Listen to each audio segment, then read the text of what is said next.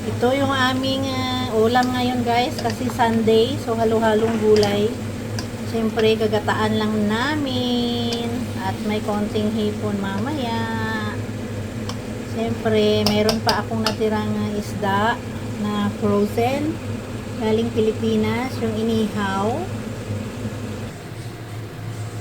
Ito yung isda na isahog ko mamaya-maya in few minutes. So, sahog na natin yan guys. Tsaka ito yung hipon. Isahog din natin sa gulay. So, hindi ko alam yung style ng iba sa pagluluto. Pero sa akin, ganyan lang yan guys. Buhos-buhos na lang yan. Hati na rin yung gata. Buhos ko na rin. Ayan.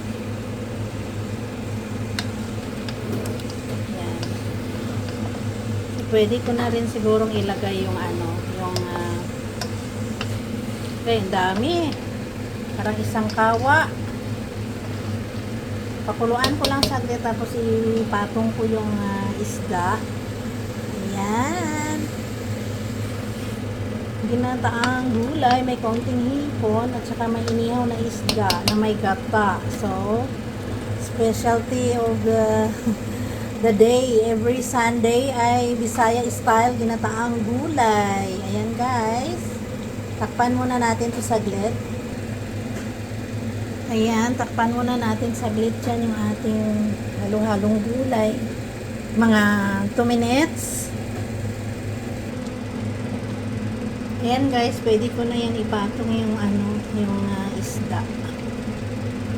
Ayan po, isda kayo dyan. Ayan, pakukuluan natin. Diba?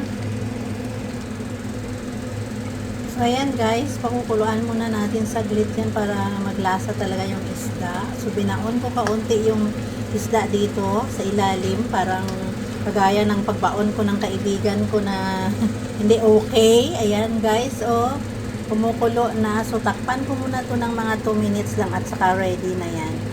Okay, yummy yummy. Ito yung aming ulam ngayong araw na to. Bye!